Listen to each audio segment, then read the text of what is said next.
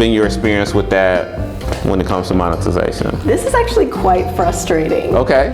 I'm grateful for Relatively. Let's go, because I don't have 30,000, I don't have 20,000. So I'm asking you, I'm getting tips from you. Yeah. So I have I was going to say love-hate relationship with Instagram, but it's mostly just hate, honestly. We were talking about this off camera. The editing is just,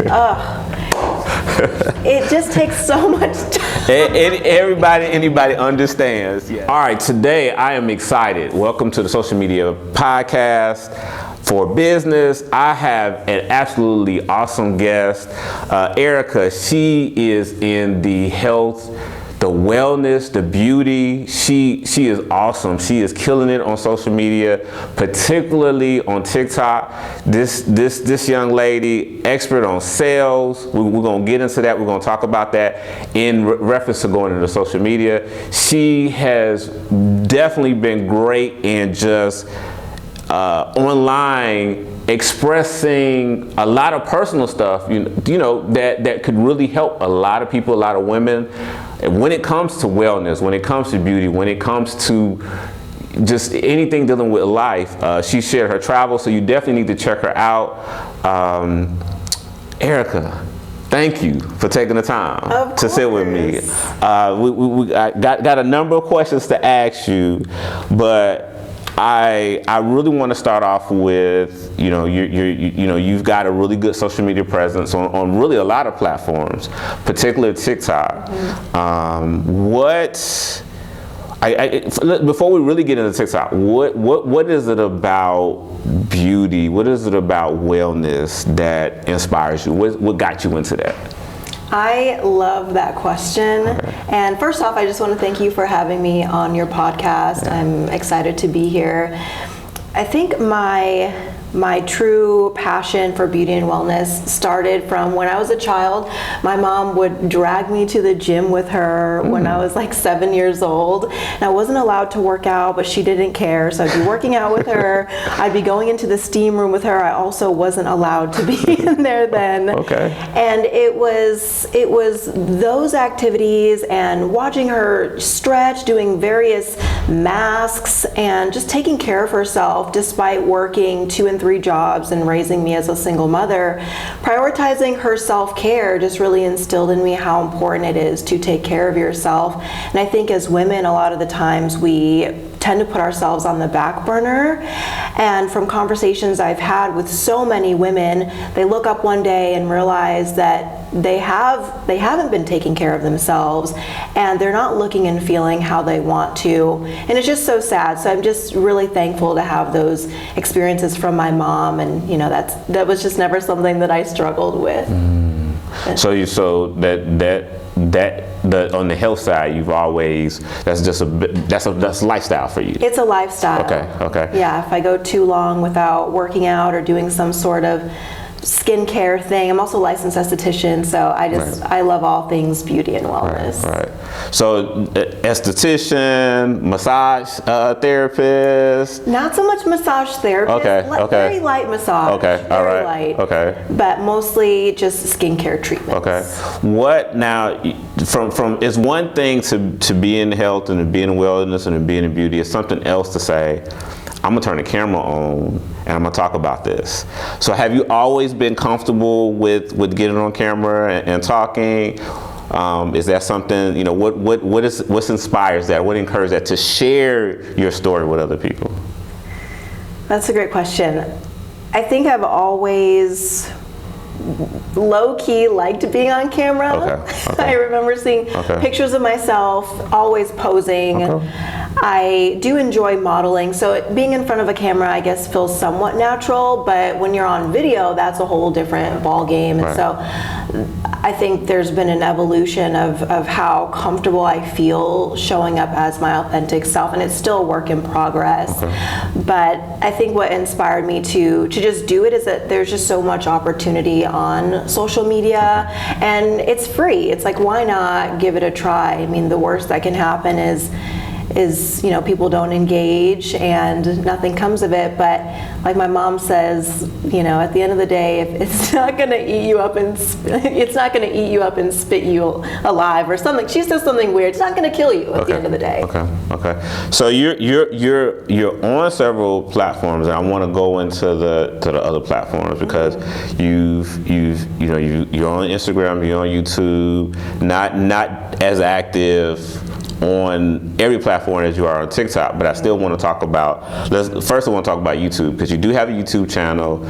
Haven't posted in a while, but you've got a really good channel. And so what are your thoughts when it comes to YouTube, and then even compared to the other platforms? Do you feel like that's, because you've been on YouTube, do you feel like that's something you're going to continue maybe in the future? What are your thoughts when it comes to YouTube? That's another great question. And it's funny, last night I was actually working on a faceless account for YouTube, because to your point, I haven't posted in a while on my previous YouTube channel. We were talking about this off camera. The editing is just, it just takes so much time. Anybody understands, yes. Yeah. And so that was kind of my bottleneck in getting out videos, because I can film all day long, no problem.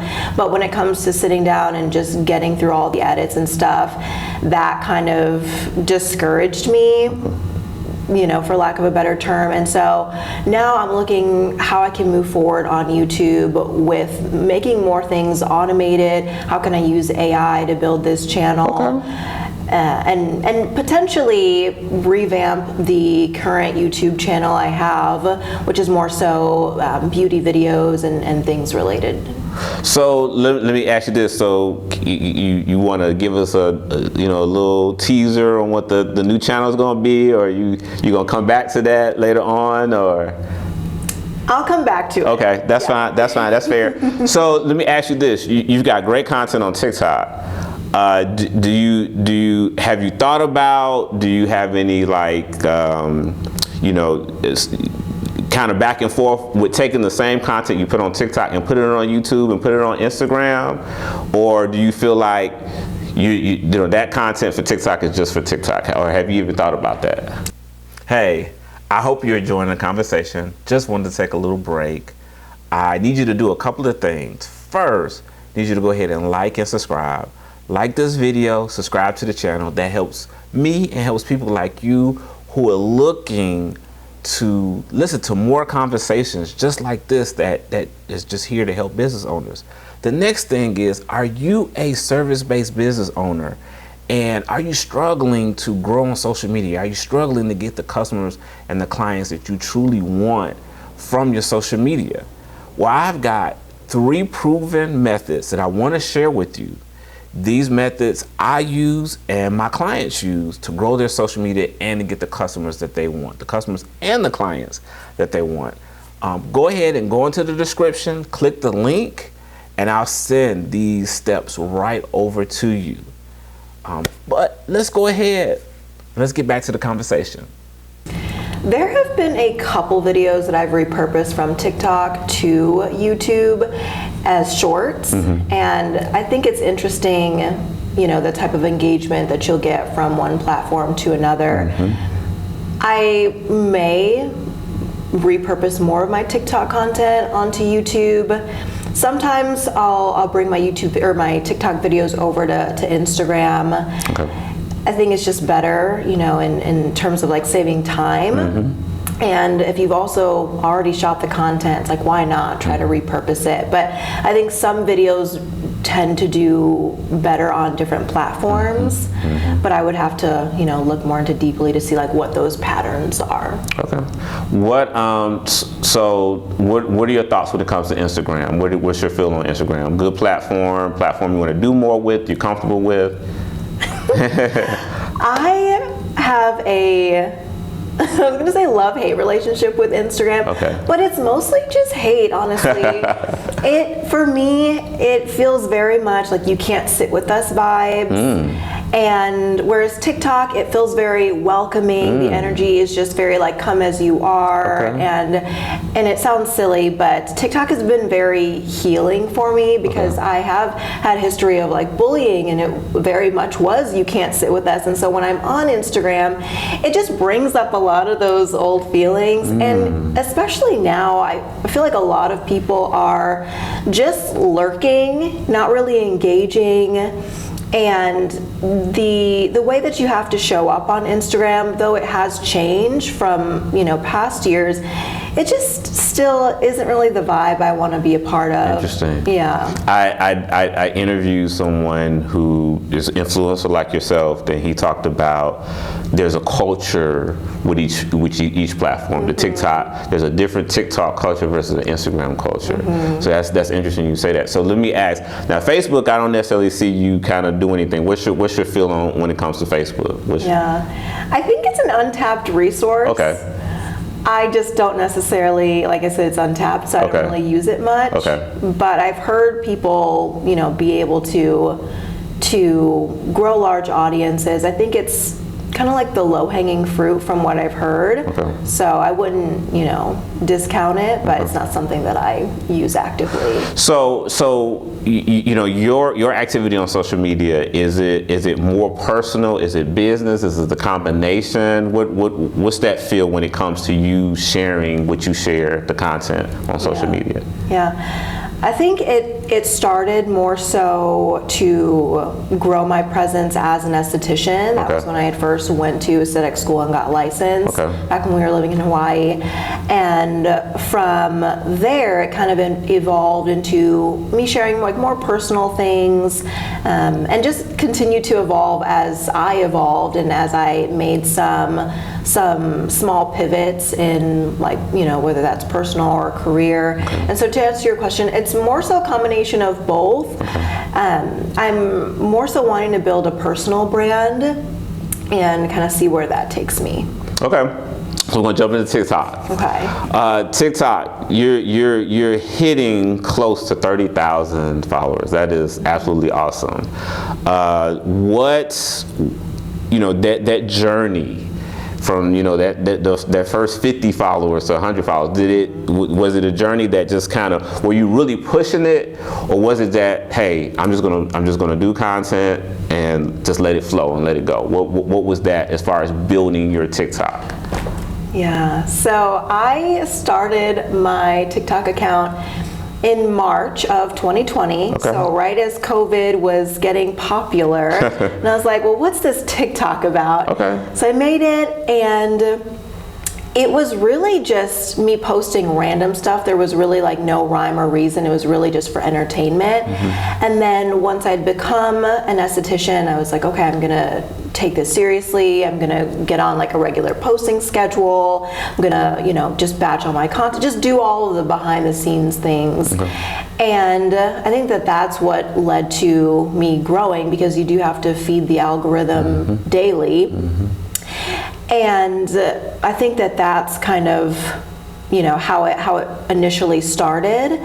And then I have had like a handful of videos go viral, and so I think that that's definitely what led me to growing the account. I would say in a reasonable amount of time, considered or comparable to my Instagram following, where it's taken me years and years to build that following, which is not a lot at all. I'm definitely a micro influencer on there.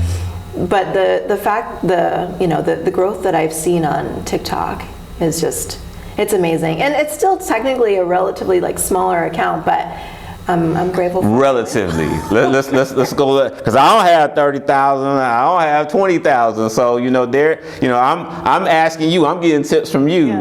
So as an esthetician, how did TikTok help? Did it help as far as clients and customers? Did it, and if it did, how did it help? Yeah, so I was doing services from home for a brief time, and I wasn't actually charging for those services, so they're just by tip or donation based. It helped a little bit, but it more so helped with just growing my awareness, and people would come to me so I was also doing like virtual skincare consultations, and so I was getting clients through there. Okay, so from a virtual standpoint, so what? At this phase now, do you have any goals? Is it just, are you're still posting, not daily, but you kind of get an every other day kind of post, but you still got great following, great engagement. Where do you see taking TikTok? Do you see it taking it to another level for you? What's your goals when it comes to that? Yeah, I mean, I want to continue to build the account. I'd like to get to 100K followers within the next 4 months. I feel like that's doable. I do want to be more consistent, again, feeding the algorithm every single day. I think I'm getting more into a schedule now, but in terms of goals, I do have some bigger brands that I really want to work with, okay. And so just making my content, where it really stands out and where it can attract the attention of the brands that I want to work with. So working full time, wife, activities, how do you make time to make the content? How do for you to talk about going from almost 30,000 to 100,000? There's going to be some time involved. How do you commit time when it comes to content creation? I am very let's see. I have a lot of structure and boundaries around my time. I've always been that way, and so I'll just, tell my husband, hey, I'm gonna be busy from this time to this time, and it's just really that simple. It's just carving out the time to do it, but that's typically on weekends or evenings, or if there's something that comes to me at a moment's notice, then trying to not get in my head about it and just pull out my phone and record it. And a lot of the times it's those videos that tend to do really well. Okay. What advice would you give the person who just got on TikTok and they're wanting to get to that point, but they're feeling discouraged? Maybe the camera, maybe that. What advice would you give that person? I would say to keep going. I mean, because views will be low, and it just may take a while for something to actually pop off. But I'd say in the beginning, just try to be as open as you can to, different versions of how you're producing your video, whether that's just use a combination, text overlays, long form, short form, voiceovers. Just try to vary your editing style and just see what, is popping off, and then double down from there. Okay. Let's talk about the haters, the crazy comments. Have you gotten any of those? Do those come around? If so, how do you handle that? How do you deal with that? Because they say it's guaranteed as you grow as an influencer, there's going to be somebody that's just going to be crazy. Yeah. There haven't been that many hate comments. Okay.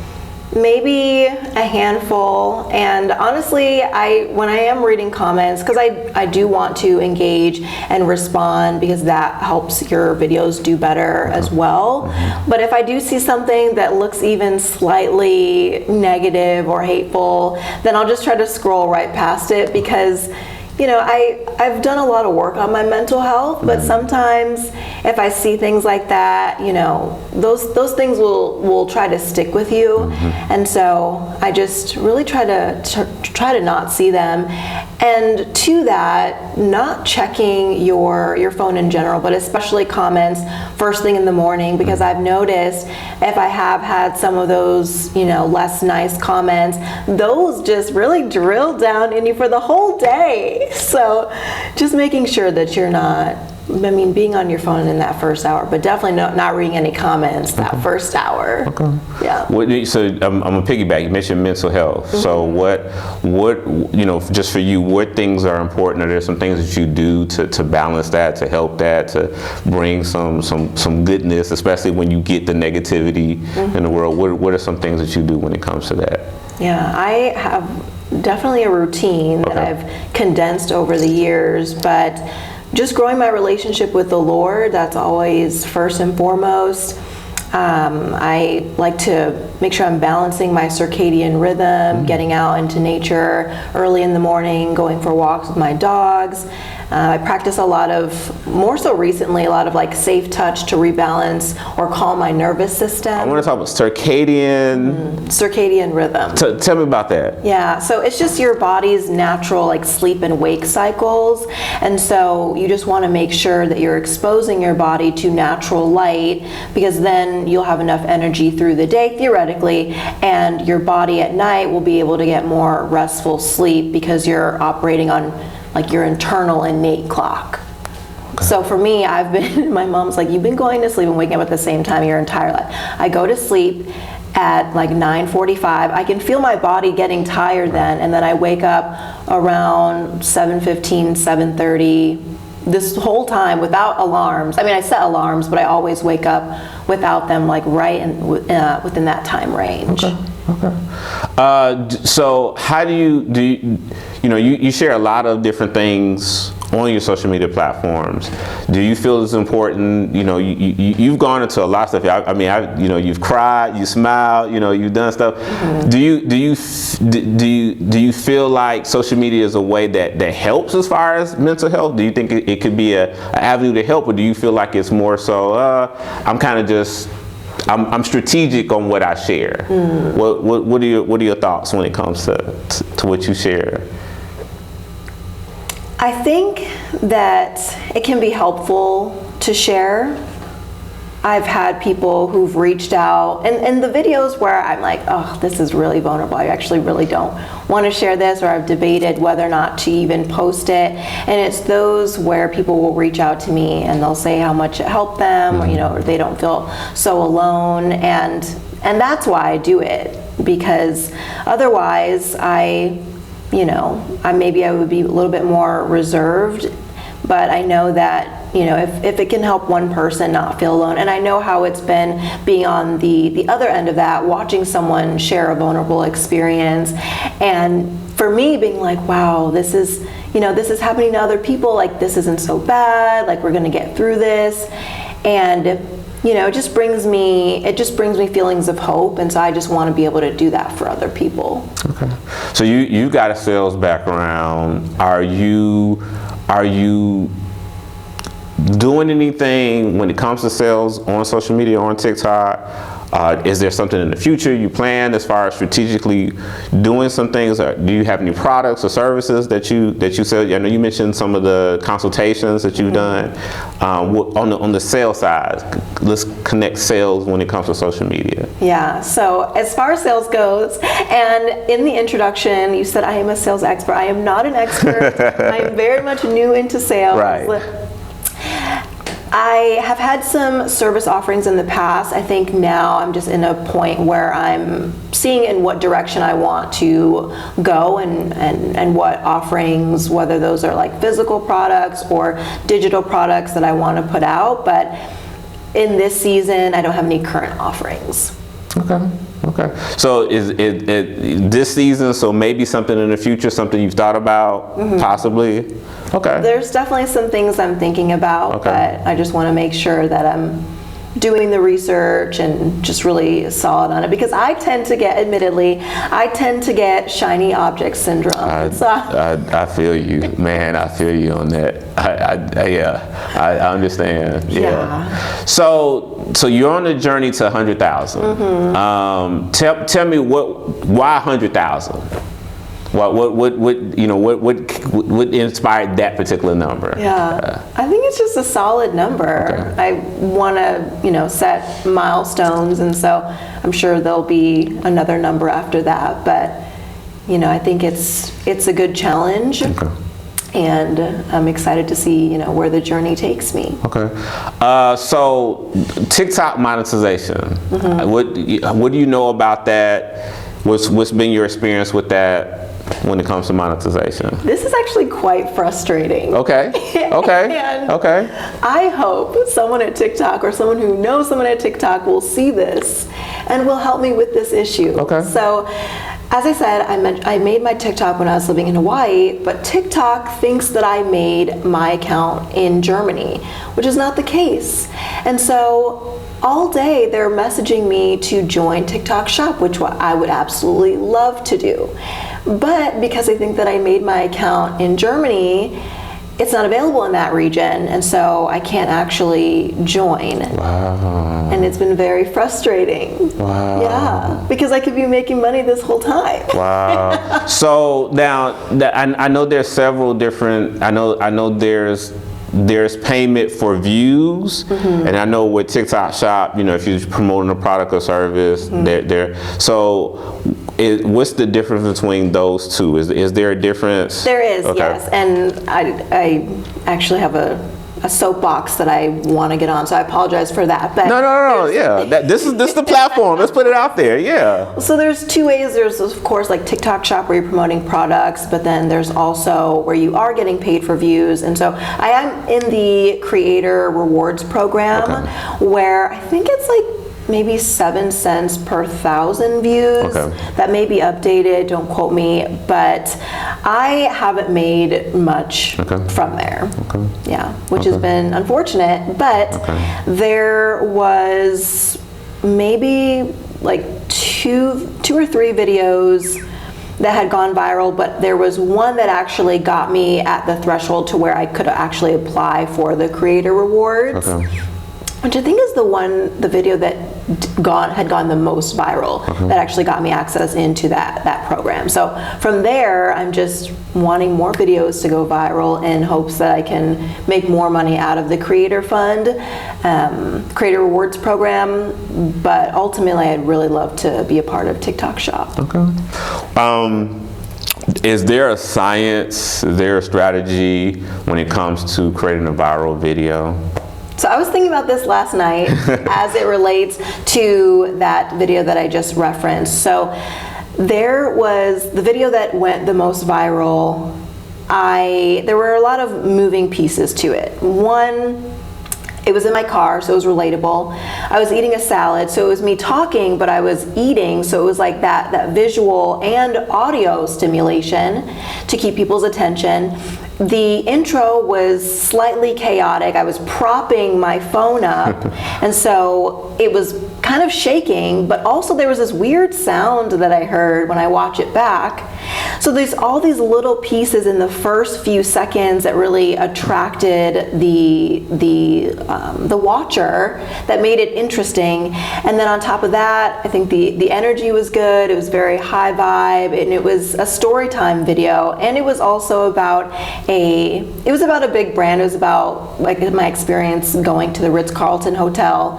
And so I was telling the story about what happened, and I think it had a good message overall. So it's all those little pieces that I think really contributed to making it go viral. Okay.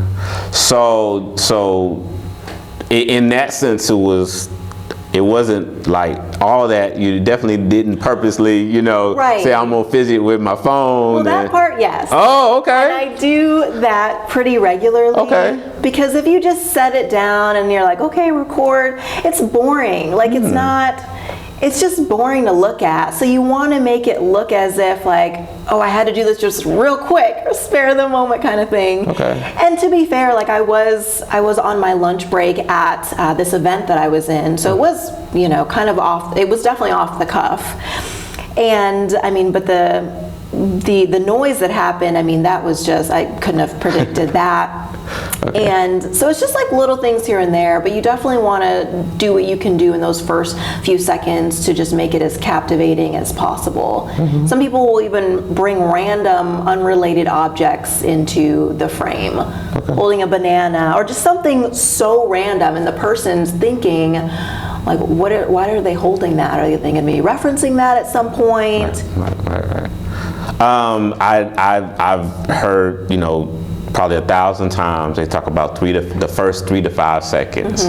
So is that something you agree with, that first 3 to 5 seconds of either capturing or losing someone? Is that something that you kind of have thought about, or you just kind of know now now that you do more videos? Yeah, I mean, I definitely think about it every time I post. Okay.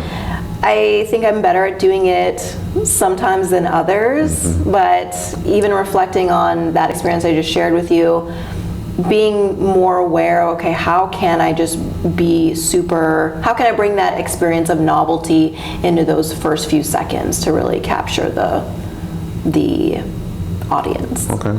So you mentioned going into, you know, from now into the 100,000, and you mentioned kind of locking down on some things. What do you think, because I definitely want to bring you back once you get to that 100,000. I'll probably bring you back 50 before you get to 100, but you know, when you get to that 100,000, to say, what do you think do you need to change anything to get, because what's the time frame you said that you're trying to get? You said? I said 4 months. 4 months.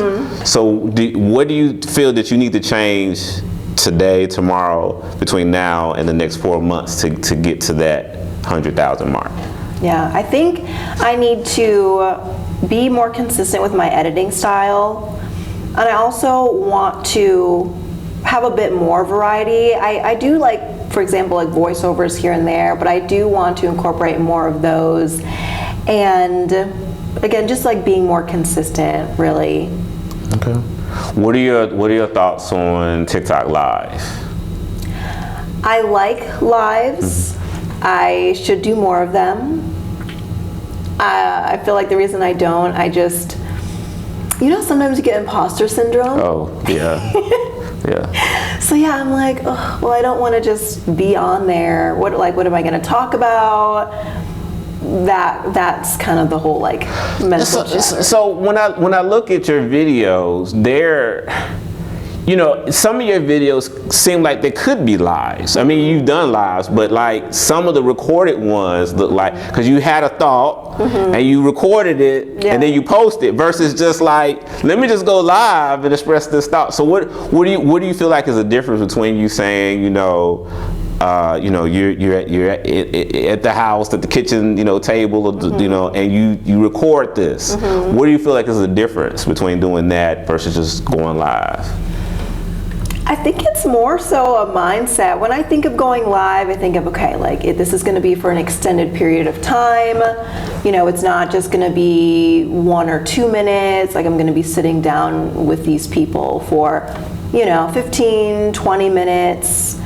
And I worry that I'm going to run out of things to say, quite honestly. Okay. I suppose, hey, I ran out of stuff to say. I'm going to just end it, you know, but yeah, okay. And I could absolutely do that, but I guess in my brain, it's like, and then also going live, there's not really any like anxiety about it, but like turning it on, waiting for people to show up, and then by that time, I'm thinking about something else. Right. And the energy is gone. Right.